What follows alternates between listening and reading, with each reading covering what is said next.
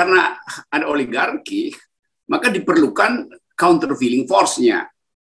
Kan yang bisa menandingi oligarki itu cuma buruh, yang betul-betul diametral punya ideologi yang berseberangan. Oligarki punya ideologi akumulasi, buruh ideologinya distribusi. Jadi secara paradigma, buruh itu pasti bertentangan dengan visi oligarki. Nah, karena itu mempersiapkan sebuah partai artinya mempersiapkan secara semesta seluruh kemampuan untuk menghalangi sebut aja bertambah luasnya wilayah kekuasaan oligarki. Nah, di kita di Indonesia, akumulasi itu tidak dihasilkan oleh aktivitas kapitalisme, tetapi oleh perlindungan negara. Jadi agak beda genealoginya tuh, kedudukan historis dari sebuah partai. Di Eropa, partai-partai buruh itu betul-betul hasil pertandingan politik real.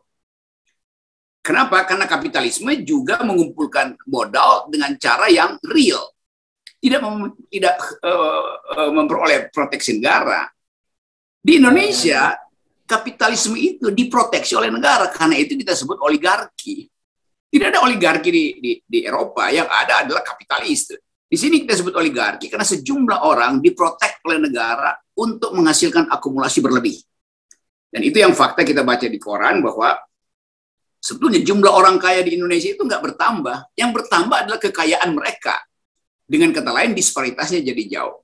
Jadi dari segi perjuangan partai berat betul karena kita mesti berhadapan dengan dua kekuatan sekaligus. Kekuatan negara dan kekuatan kapitalis. Jadi partai buruh ini beda dengan partai-partai yang lain. Partai buruh ini adalah tuntutan sejarah, bagian dari upaya untuk menghasilkan peradaban baru. Di mana? Di seluruh dunia, bukan cuma di Indonesia. Nah, karena itu kita sebut partai buruh itu partai global. Nah, itu sebetulnya hal yang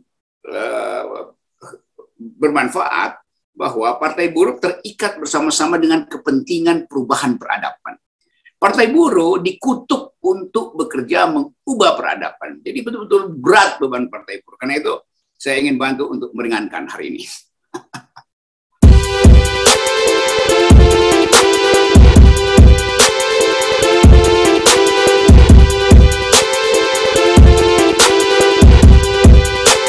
Untuk Bung Rocky, saya ingin menanyakan pertama begini, sebagai pemantik diskusi kita pada hari ini. Sekarang ini di tengah politik oligarki yang menguasai negara pada hari ini, menurut Bung, bagaimana potensi atau peluang partai buruh di tengah dominasi oligarki yang ada pada hari ini? Perlu sedikit Bung Rocky ketahui bahwa kami dari Partai Buruh tanggal 4 dan 5 Oktober yang lalu mendeklarasikan ulang Partai Buruh peninggalan almarhum Bang Muhtar melalui sebuah kongres yang kongres untuk mengangkat kembali Partai Buruh Bang Muhtar ini ditopang oleh ada 10 organisasi serikat pekerja serikat buruh terbesar dan juga organisasi serikat petani Indonesia. Nah, di tengah situasi dominasi politik oligarki yang ada pada hari ini, saya ingin tanyakan pertama, bagaimana peluang partai buruh di tengah situasi dominasi oligarki hari ini? Silakan, Bung Rocky. Ya justru karena ada oligarki, maka diperlukan countervailing force-nya. Kan yang bisa menandingi oligarki itu cuma buruh, yang betul-betul diametral punya ideologi yang berseberangan. Oligarki punya ideologi akumulasi, buruh ideologinya distribusi. Jadi secara paradigma, buruh itu pasti bertentangan dengan visi oligarki. Nah, karena itu mempersiapkan sebuah partai artinya mempersiapkan secara semesta seluruh kemampuan untuk menghalangi sebut aja bertambah luasnya wilayah kekuasaan oligarki. Jadi secara teknis sebetulnya fungsi partai buruh pertama bukan menghasilkan negara kesejahteraan, tapi menghalangi beroperasinya oligarki semakin luas. Itu konsekuensinya tuh. Nah, negara kesejahteraan adalah end result, hasil akhir dari upaya kita menghalangi oligarki. Kenapa begitu? Karena negara kesejahteraan dalilnya adalah distribusikan kekayaan. Oligarki dalilnya adalah akumulasikan kekayaan. Jadi kalau akumulasinya jalan terus, tidak dihalangi, tidak mungkin ada distribusi itu.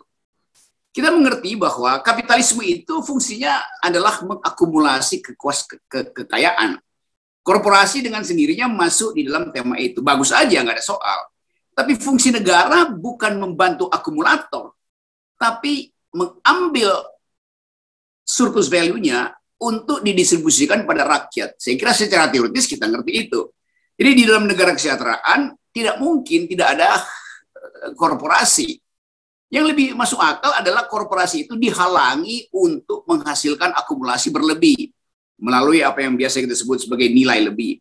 Nah, nilai lebih ini yang mesti kita ajukan sebagai dalil untuk mensejahterakan rakyat. Nah, itu soalnya secara teoritis itu fungsinya. Tapi saya mau gambarkan dulu secara historis mengapa Partai Buruh bisa terjebak juga di dalam himbauan akumulasi itu. Kalau kita ingat di Eropa, Partai Buruh itu adalah hasil konfrontasi antara buruh dan pemilik modal. Jadi dia betul-betul hasil konfrontasi, sehingga negara kesejahteraan atau welfare state itu adalah hasil kompromi antara akumulasi, para akumulator dan para distributor. Jadi teoritis, negara kesejahteraan itu adalah negara hasil kompromi. Kita mesti terima dulu fakta itu supaya kita nggak terlalu jauh berilusi tentang apa disebut negara kesejahteraan. Nah, di kita di Indonesia, akumulasi itu tidak dihasilkan oleh aktivitas kapitalisme, tetapi oleh perlindungan negara. Jadi agak beda genealoginya tuh, kedudukan historis dari sebuah partai. Di Eropa, partai-partai buruh itu betul-betul hasil pertandingan politik real. Kenapa? Karena kapitalisme juga mengumpulkan modal dengan cara yang real. Tidak memperoleh proteksi negara. Di Indonesia, kapitalisme itu diproteksi oleh negara. Karena itu kita sebut oligarki. Tidak ada oligarki di Eropa. Yang ada adalah kapitalis. Di sini kita sebut oligarki karena sejumlah orang diprotek oleh negara untuk menghasilkan akumulasi berlebih. Dan itu yang fakta kita baca di koran bahwa sebetulnya jumlah orang kaya di Indonesia itu nggak bertambah. Yang bertambah adalah kekayaan mereka. Dengan kata lain, disparitasnya jadi jauh. Jadi dari segi perjuangan partai, berat betul karena kita mesti berhadapan dengan dua kekuatan sekaligus. Kekuatan negara dan kekuatan kapitalis. Di Eropa nggak ada negara waktu itu. Yang ada adalah kapitalis versus buruh. Hasilnya negara kesejahteraan. Kalau sekarang negaranya sendiri udah ada di dalam genggaman oligarki. Jadi sebetulnya tugas partai adalah menerobos negara agar supaya oligarki itu dilepaskan genggamannya. Itu logikanya, matematiknya tuh. Nah, saya kira ini lebih penting sebetulnya, betul tadi Mas pemimpin diskusi ini, bahwa kita mesti pahami dengan baik supaya ada determinasi untuk meneruskan partai buruh ini. Jadi partai buruh ini beda dengan partai-partai yang lain. Partai buruh ini adalah tuntutan sejarah, bagian dari upaya untuk menghasilkan peradaban baru. Di mana? Di seluruh dunia, bukan cuma di Indonesia. Nah, karena itu kita sebut partai buruh itu partai global. Tidak ada partai buruh yang tidak berasosiasi dengan partai buruh di sekitar Asia Tenggara misalnya, lalu Asia, lalu global. Nah, itu sebetulnya hal yang bermanfaat bahwa partai buruh terikat bersama-sama dengan kepentingan perubahan peradaban. Kalau partai-partai lainnya nggak punya ideologi itu ya, nasionalis, PDIP ya nggak ada urusan dengan buruh sebetulnya. Karena kalau dia buruh, dia mestinya pandangannya luas, tuh bukan sekedar Wong Cili atau Soekarnoisme, itu bedanya. Nggak ada juga partai buruh beda dengan Partai Demokrat. Partai Demokrat upayanya menghasilkan negara kesejahteraan, tapi bukan dalam pengertian mengubah kondisi peradaban. Partai buruh dikutuk untuk bekerja mengubah peradaban. Jadi betul-betul berat beban partai buruh. Karena itu saya ingin bantu untuk meringankan hari ini.